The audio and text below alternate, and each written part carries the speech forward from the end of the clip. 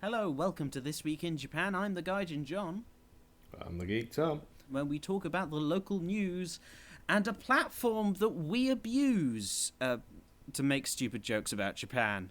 Yay! It's what you're here for. I think I've rhymed news with abuse before, but my rhyming dictionary is coming to an end.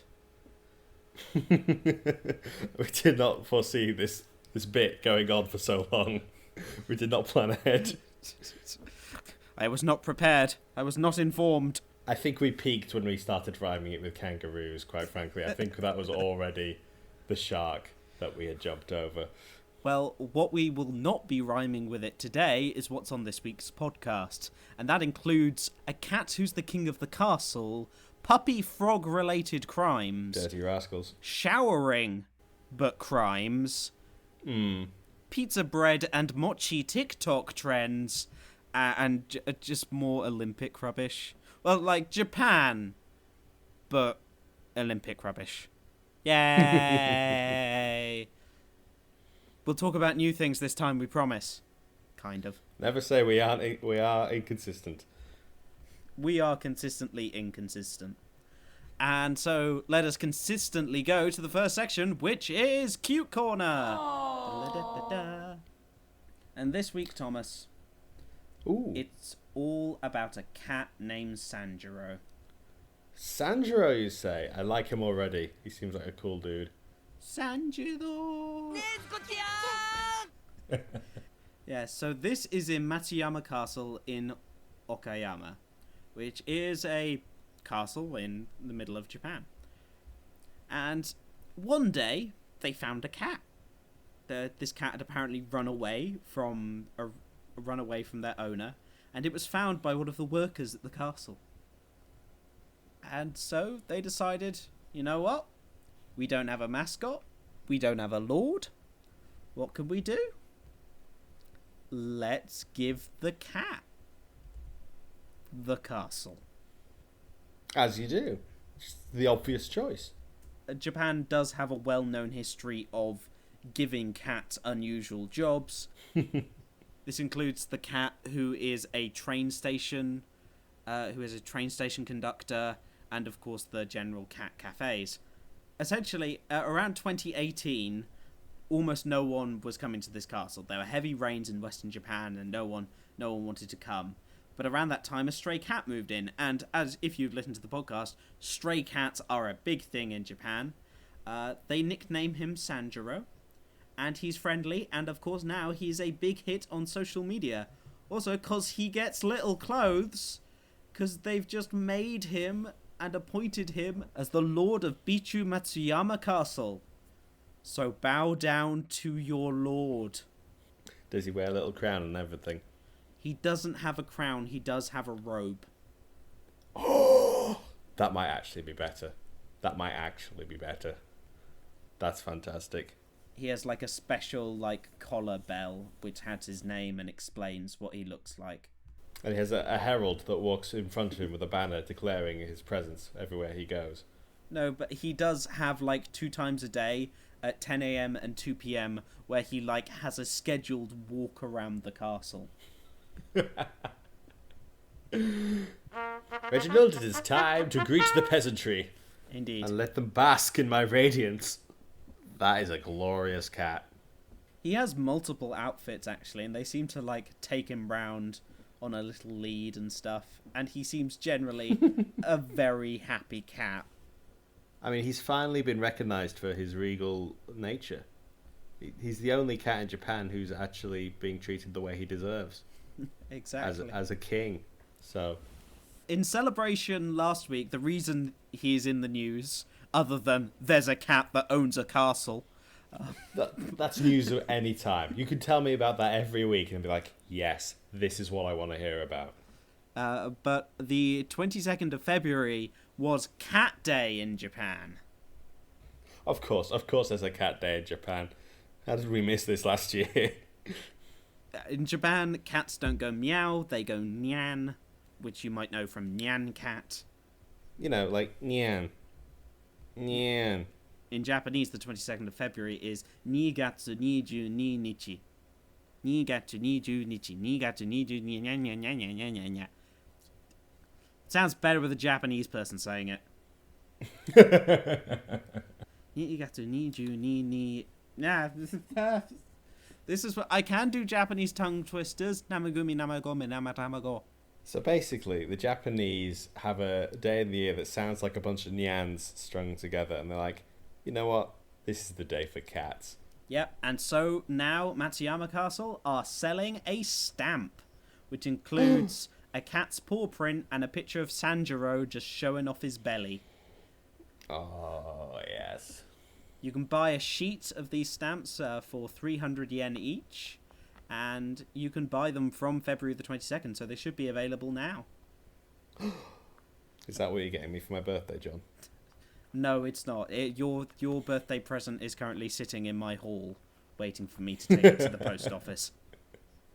Well, it's not a picture of a cat's belly. I'm going to have to send it back, John. Oh, dear. Finally, a representative of the association said, "We would like people to develop an interest in the castle, and also the city of Takahashi, and for them, the stamps, to be part of the enjoyment when touring around in Okayama Prefecture." And the thing is, I'm actually quite close to Okayama Prefecture, so who knows? If, like, Corona is within acceptable levels of can't be helped, I might just have to go and visit the cat. We all know how much you like castles, John. And to be fair, I don't know why anyone would need to develop an interest in castles. They're castles. They're inherently interesting. But the fact that there's a cat involved as well just makes it all the sweeter. It's the cherry on top of the castle pie. I don't know where I'm going with this metaphor anymore. I've kind of lost track. Anyway, there's a cat with a castle, a Cat-sle, if you will. This is less than a 2-hour drive from me. That's basically next door. Yeah, that's the end of today's podcast. I will see you in a bit. I'm going to go see a cat about a castle. Prepare for a further report from John on the run in Okayama. This is already the best link I've ever sent, John. But more links to do with animals, and this is part of Crime Corner. Because... Dun dun. Do you know who's been committing dirty, dirty crimes, Thomas?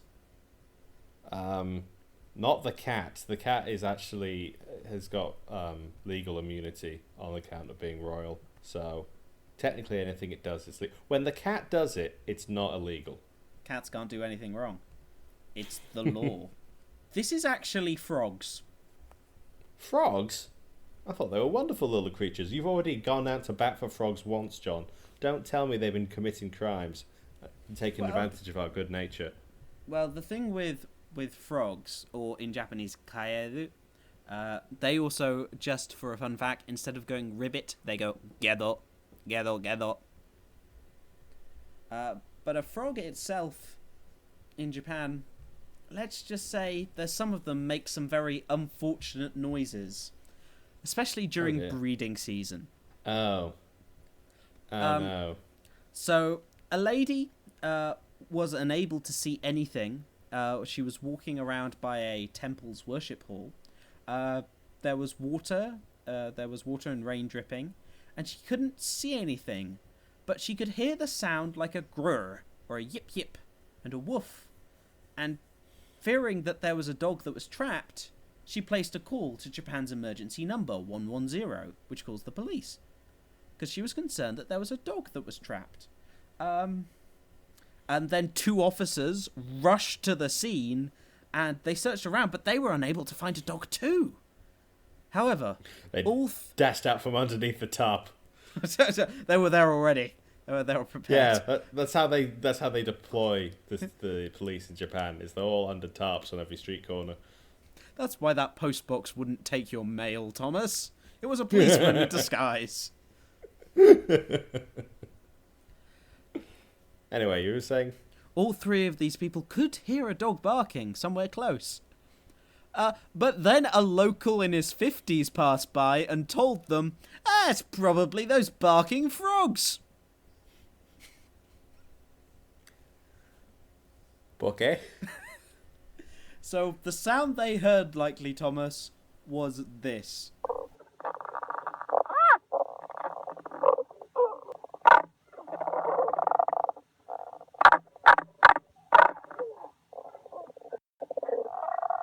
That does sound like a mix between a sort of small dog and a pig, just a very casual pig, just hanging out.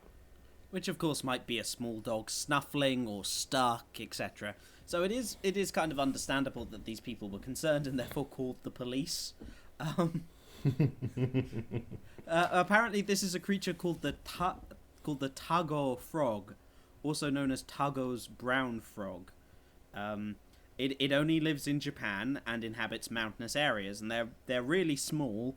But when their mating season comes in February and April, the males kind of bark. They make this sound and they growl, which, as we said, it kind of sounds like a dog, kind of. And this apparently attracts females, each to their own. Like a wolf whistle, but if it works. Yeah. Well, we have to assume that it does work because the frogs still exist. And now, Thomas, it's time for a section of Frogs or Dogs. Da, da, da, da, da, da, da. We're not actually doing that section. I couldn't be bothered to find all the frog sounds. Oh, I've got one file here. Hello, my baby. Hello, my honey frog. It's just a really nasty way of just going, is this person French?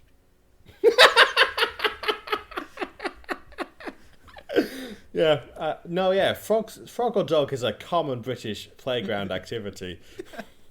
It's a cross between British Bulldog and our general hatred for the French, yeah. It's a post-EU British Bulldogs.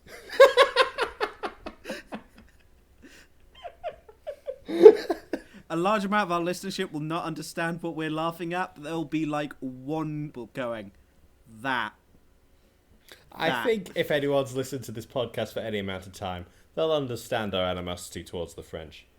And if they don't, they'll pick up on it pretty quickly. And ourselves.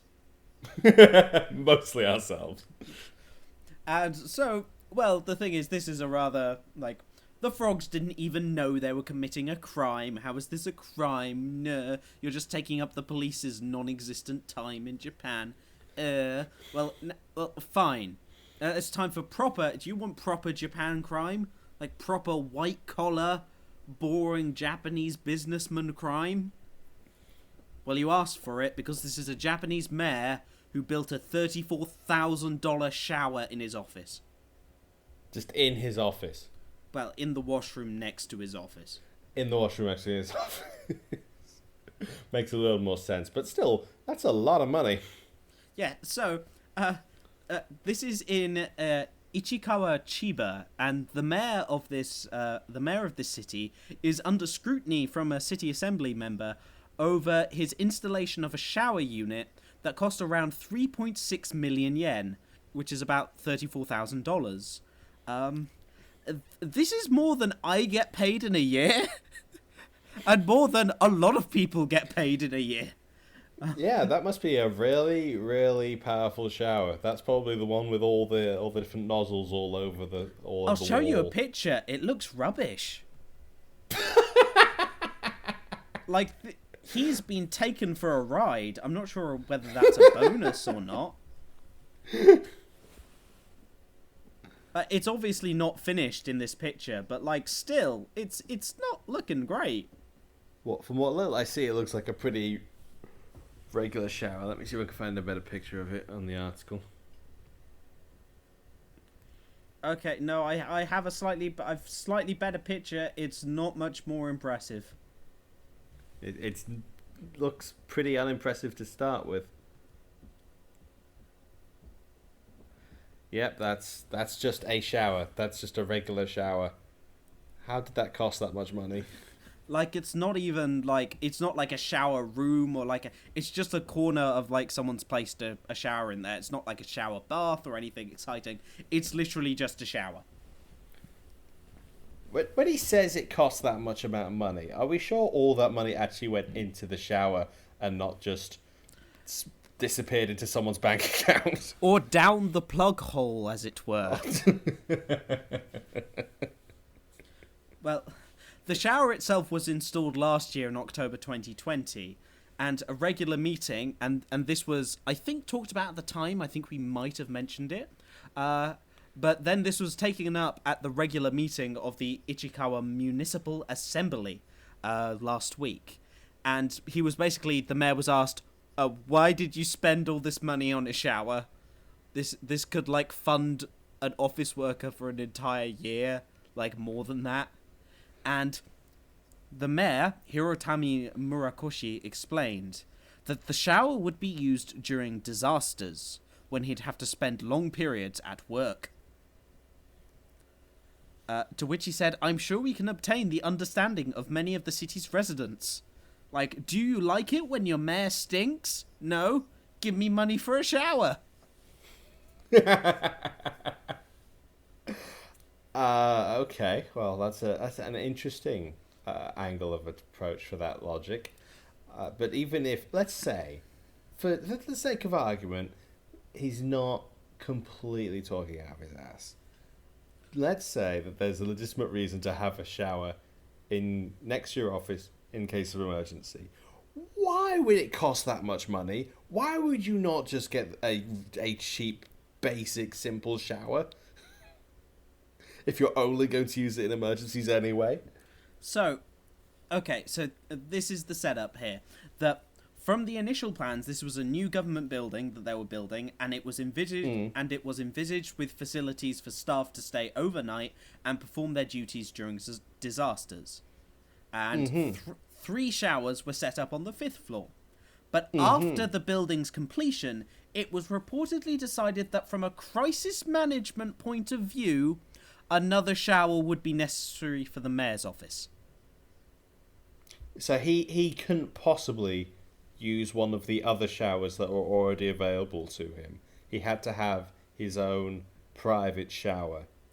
Yeah, this is also the thing that it was apparently installed with funds left over from the building that were unused, but also it was installed after the tour of the building that was given to the city assembly and the media and others.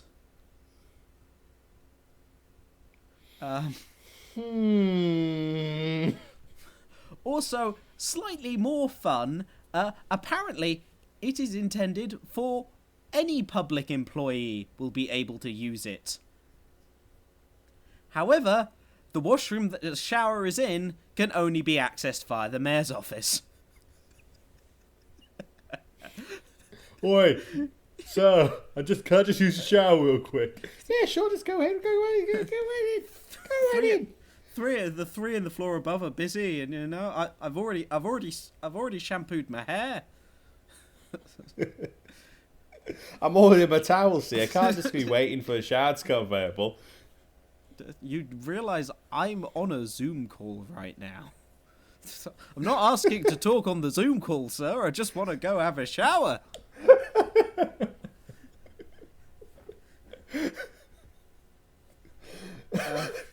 It's utter nonsense, utter ridiculous. Just everything about this story is just obvious lies and fabrication. Yeah, it really is. God It just shows this is the boring level of crime in Japan. Elected officials just taking money for showers. Like, seriously. There wasn't, like, the building has showers. It's just for a private, like, shower. And also, there's already a washroom there. It already has, like, I assume a toilet and a sink. Like, if it's an emergency, I'm thinking, like, just a towel and soapy water, my friend. You've got more things to worry about. No, I can only think properly when the water is heated to exactly 39 degrees. What rubbish. But let's talk more about rubbish in this week's Snack Break. Way! Snack Corner. Well, this week, this would be where I put the Mochi ice cream desserts. If I had some. God damn it, John. Sorry, I like that meme way too much. What Mochi ice cream desserts are you talking about? Well, this is something that's not in Japan, actually. Well, it is, but this is something in the U of the K. It's in the UK. This one? The one I'm in right now? Indeed. Oh? However, news to me. However unstable it might seem. So this seem, is something you say? So this is something. So Japanese mochi ice cream is something that I've eaten before on Snack Break, so I didn't feel too inclined to go and grab some. But essentially, this is ice cream that is then wrapped in mochi, so wrapped in a glutinous kind of rice cake that's just a mixer of rice flour and sugar, and so it's generally it's a nice container for ice cream. And so this mochi ice cream has been popular in Japan ever since around 1981, with the start of Yukimi Daifuku, which literally means snow viewing dumplings. Daifuku is stuffed mochi. Mochi is just the cake. Daifuku is when you put something in it. And so now there is a brand called Little Moons. Yes, little as in small moons, that are going apoplectic. Yes, apoplectic on TikTok and Twitter in the UK. John, I don't know fancy words. What are you talking about? Well, essentially, they two siblings, Howard and Vivian Wong, started Little Moons in the UK back in 2010. And they wanted to bring Japanese mochi to the masses, says this article. And now, over 10 years later, apparently the sales have gone through the roof after TikTok users began raving about them, and apparently supermarkets have been unable to keep up with demand. So there are multiple TikTok videos of people, like, trying to get hold of them, like going to Lidl's and different places trying to find these Little Moons.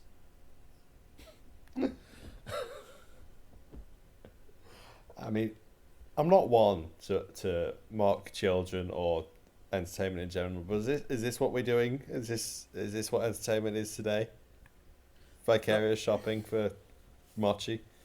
Well, this is the thing. It's new, it's exciting. They're also bite-sized. That's the thing. They're Little Moons, so you can have like one or two. And the big thing about them, which is similar to Japan, but not really, what they've done is they've advertised them. They're all different flavors. So you have different flavored ice creams inside, like, different flavored mochi themselves. So you have passion fruit and mango, with mango ice cream inside passion fruit mochi. Ooh.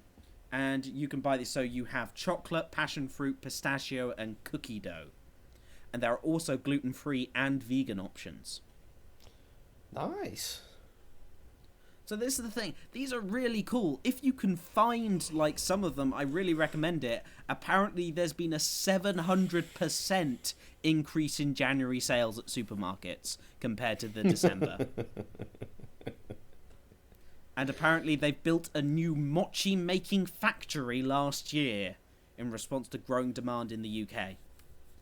So what this is telling me is I should start learning how to make mochi. That'll be our first merch option, is Geeks and Gaijin's brand mochi. It just costs it's so much. No, it's free, but the shipping is insane. That's how they get you. It's with the shipping. Yeah, so if you want to buy them, they're about £4.50 for a box, which is just a little bit more than $6, which is pretty expensive. But they're a luxury, weird ice cream product. So, like, why not? Why not? It's you get your own snack break in Japan. But the thing is, I don't get that. I get whatever this is. Whatever this is being. You can find a picture of it on the Gaijin John Instagram. But Thomas sent me a message a couple of whiles ago about Japanese pizza. Now, I'm generally... Did I know? Indeed. And the thing that Japan loves to have on its pizza is things like corn and broccoli and weird stuff like that. I was like, oh, okay. I haven't really gone out for pizza in Japan, mostly because I can think of better things to eat whilst in Japan. I'm in Japan. What do I feel like getting? Oh, I know, pizza. This is not for lack of try. There are multiple pizza restaurants like around me, places that do Italian food. It's weird. Also, none of it's very good. I'm sorry, Japan. And this is not an exception because this is a pizza bread from a local store. This is noni pan. So it's like a little like pizza bread thing. And this is... So... There's one thing I want to say. There's one ingredient that I haven't said Japan loves to put on its pizza, and therefore, by extent, pizza bread. You might be able to guess by the name of this item, which is pote salad sando pizza pan, which translates to potato salad sandwich pizza bread. Huh. That, yes. I don't know what I expected, but it Thomas, was a potato salad. Thomas, do you want to describe what is like on top of the pizza bread? Because it's just like a normal circle of pizza bread. I mean, yeah, it's got a sort of looks like a red sauce is at the base, and like a sort of white sauce on top of that. It looks like some sort of like squeezy cheese, or I don't know, like mayonnaise or something like that. It's not easy to tell. That ain't cheese. You got it right. It isn't cheese. It's mayonnaise. It's mayonnaise. Yes. They put mayonnaise on pizza. On top of the pizza, yes. So it's not just something you dip your crusts in. Japan loves mayonnaise on top of the pizza. And because love mayonnaise so much that this thing is a sandwich, indeed, it is full of mayonnaise. It is pizza bread filled with mayonnaise. Well, if it's got mayonnaise on top, John, it's mayonnaise filled with bread. Now Japanese mayonnaise is a bit different to US mayonnaise. It's a different vinegar, so it's not as sweet. It's nice. I like Japanese mayonnaise. I also did try last year when one company brought out a mayonnaise ice cream. No.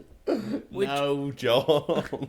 Which it wasn't as terrible as it imagines. I did feel sick afterwards, but whilst eating it, it wasn't that unpleasant. It was like a very rich kind of salty and sweet ice cream. Yeah. Yeah. So, shall I get into this pizza bread then? Please do. I'm not sure I'm enjoying this adventure through Japan's mayonnaise culinary. Oh, they love mayonnaise so much. So, yeah. Here we go. This is cold because I've had it in the fridge. You would have it room temperature, but I didn't want to die because it's full of mayonnaise. Itadakimasu.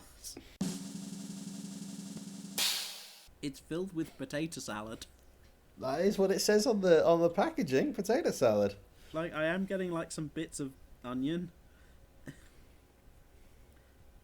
I'm like the top. You almost like the mayonnaise is almost hardened into like the string of cheese, but then there's also the mayonnaise inside. Mm-hmm. The mayonnaise is also almost sweet as well. That's what I was saying. It's weird. Like, you don't get any of the cheese. I'm getting a hint of tomato, maybe a little bit that was once onion, but it's just. This is was once onion. This is a thing. We're right. This is a mayonnaise delivery service.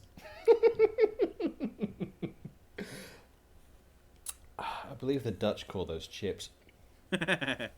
Yeah, I feel like there'd have to be a fight between the Dutch and Japan over who loves mayonnaise more.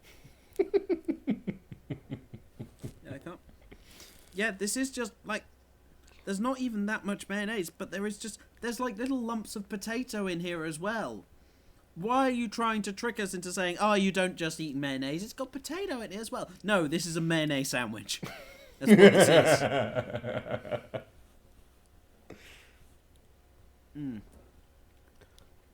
I mean, you're still eating it, so it can't be that bad.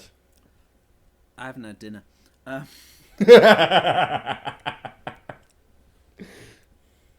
mean, if you like mayonnaise,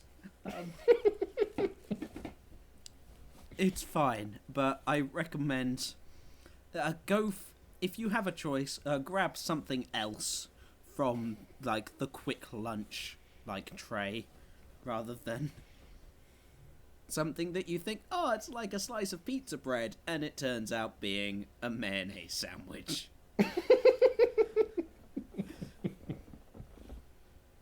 I give it an eggs out of 10. Don't know why I found that funny. Oh, dear.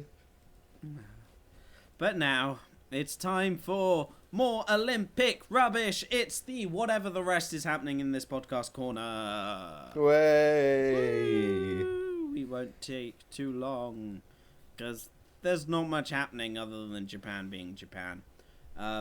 Just a quick update, though.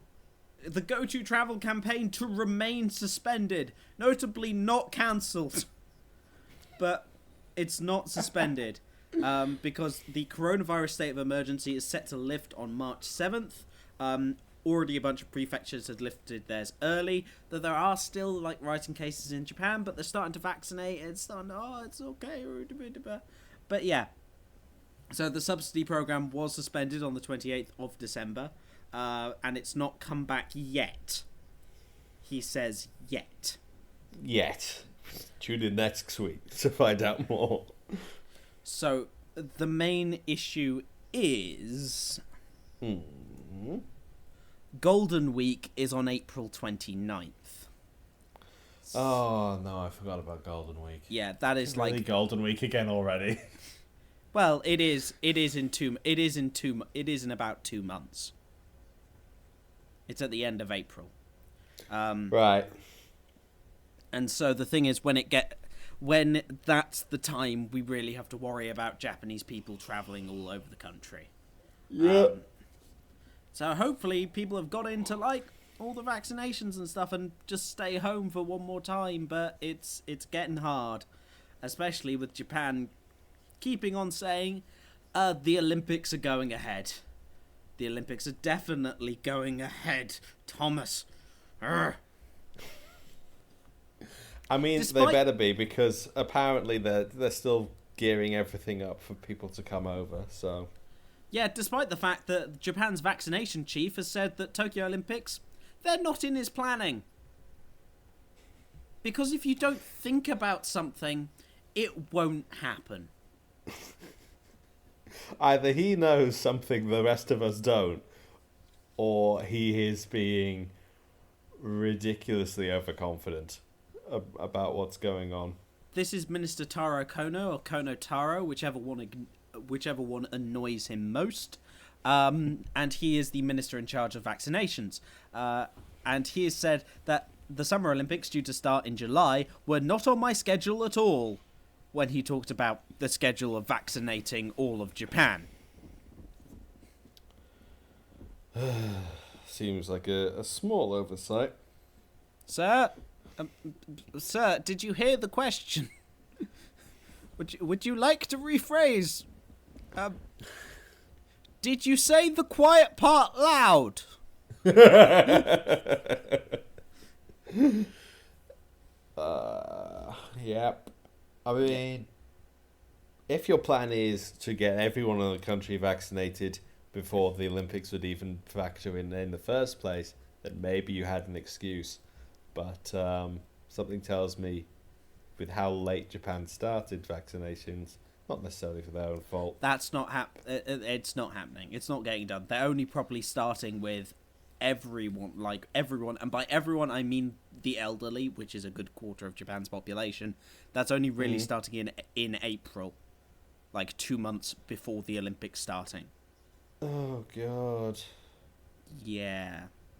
So, yeah. Though good news for athletes, because they will not be required the 2-week isolation period for coming to Japan. So they are being allowed to come. They are currently basically being an open border for athletes, but they have to stay they have to stay around their training areas and in their hotel. I'm not sure how, especially if we factor in the fact that the Olympics aren't being involved in the vaccination program. If you on top of that go, yeah, you could just come into the country as long as you promise not to leave the campus for the athletes coming from other countries, then you're inviting some trouble. Yeah, and this is awkward as well because of one, we don't know whether this is happening. This is a rumor. Well, this is not officially endorsed. This is not like officially endorsed. But one of the main issues is that not everyone in Japan, not all the countries in Japan will share the same training areas. Like, the training areas for separate countries are spread all over the country. So you can't even, like, isolate the athletes together in there. Like, for example, the Jamaican team, the Jamaican athletics team practices here in Tottori. Like, that's where their Asian base is set up. They practice here when they have competitions in, like, South Korea or other points in East Asia. So if you have all these countries ready to come for the Olympics, they are gonna be going all over Japan. So maybe they have to stay isolated, but what about the people who cook their foods? What about the people who clean their rooms? Yeah, it's a mess, and I really hope they've put more thought into it than a 23-year-old from the UK. But somehow, I don't know. I mean, even if they have somehow put more thought into it, which is, we can't really tell at this point from the results we're seeing, I would assume that they would still come to a bad conclusion, even if they put more thought into it. Yeah, one more thing that people are having a bad conclusion about, though, is the fact that the continuous people of Japanese lawmakers want to say, no, you're not allowed to have separate names and be married. How dare you? How dare you even try? Yeah, this is almost like a strange thing, because it's like, that's something that we don't even really think is a big deal in the UK anymore. Like, you'll notice it, but it's not out of the ordinary anymore. No, so this is like this is part of our rapid Japan kind of section. Basically, in Japan, if you get married, it is legally required that you and your partner have the same name. Like, the same family name. You're not just both called Jim. That would be weird. But if... Hello, my name is Jim Tanaka, and this is my wife, Jim Kobayashi. Yes, so, no, the family names have to be the same. However, it can be the woman's name. The man can take the woman's name. This happens occasionally, especially when, like, in richer families, when people only have daughters. So a man will marry in and take his father-in-law's name. And that's usually kind of also a bit weird because it's almost like a businessy thing as well as like continuing the family business. Yeah. But this is the thing. Legally, your name changes upon getting married and usually default to the man's name. So if you are a woman, you cannot keep your own name. It'd be separate. So, and people have been asking to change this because what people do currently is people will say will use their married name, their official name on government documents, and just use their maiden name or the name they're well known with elsewhere. But it's still not their official name. People are trying to get the government to like go, just let people have different names and be married.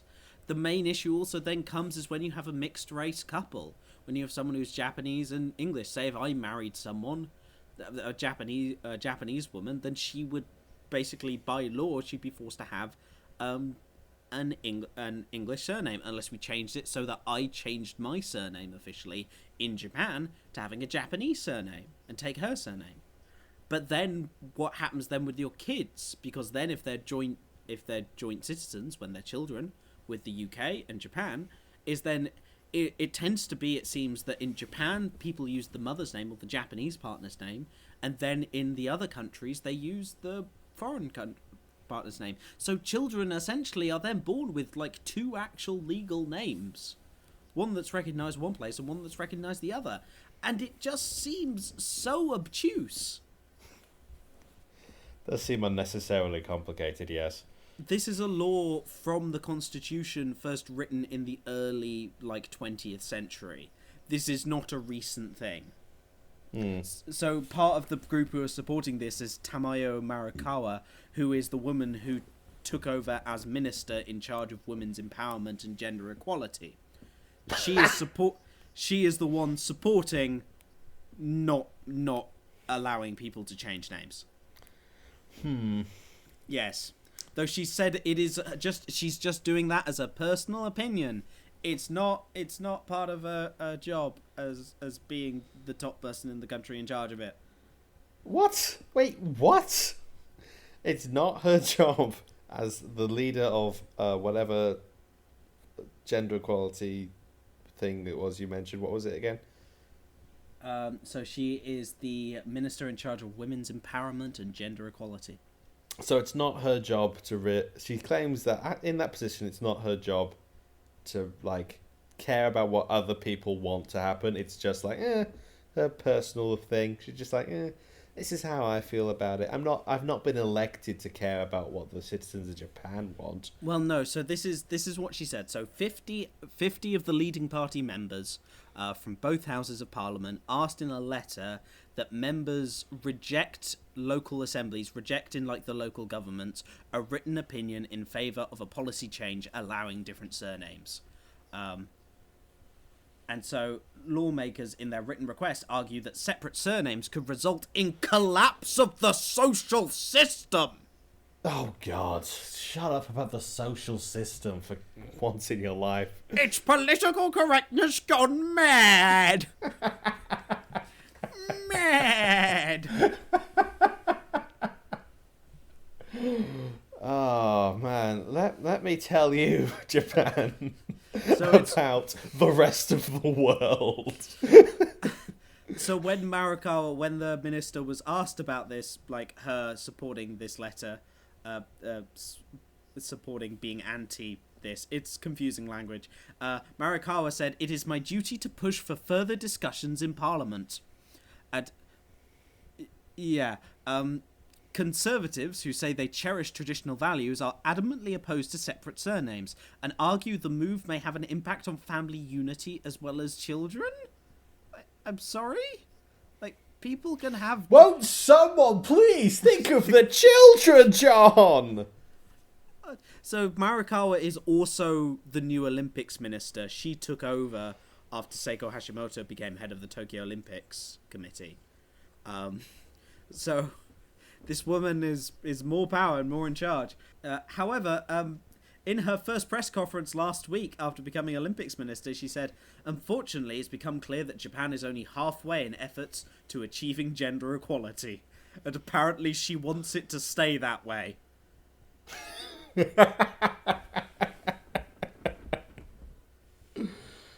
Yes, because we all know that the point of being minister of any set of the government is to make sure that things are exactly equally balanced between progress and stagnation.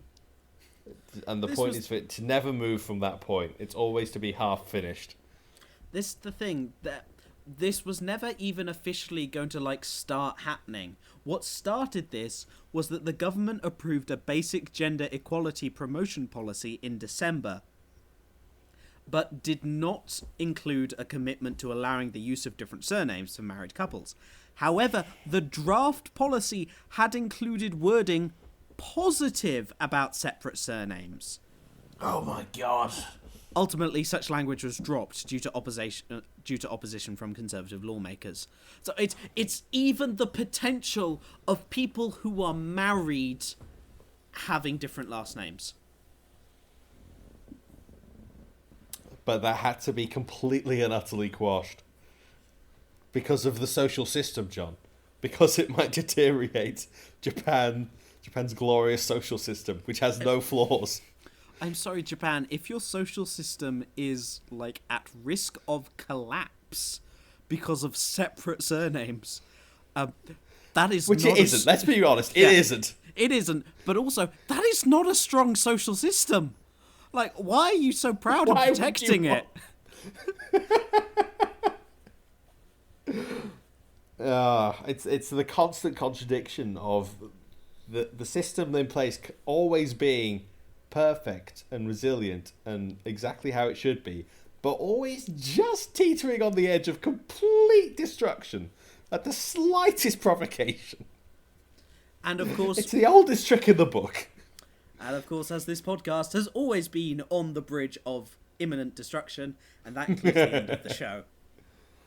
So thank you for listening, everyone. We have been Geeks and Gaijins, This Week in Japan. You can, of course, find us on Twitter and Facebook and Podbean and Spotify and iTunes and generally other places where you can consume podcasted material. Consume.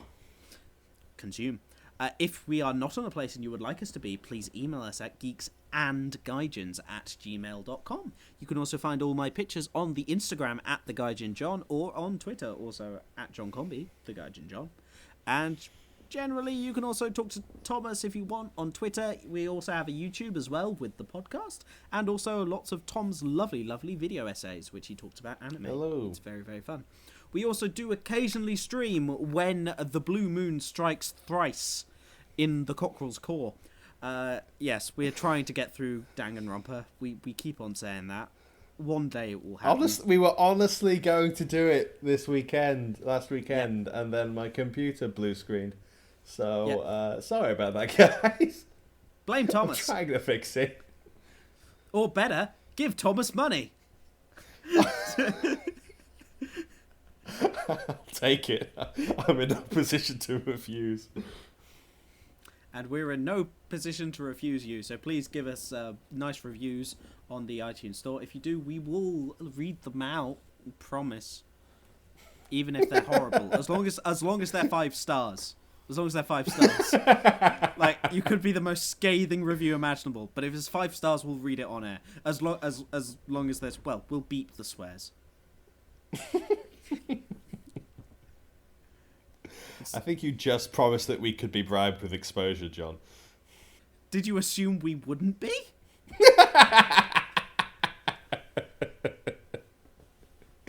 Oh, we're a disgrace. Carry on. And as a disgrace, we will see you next week in Japan.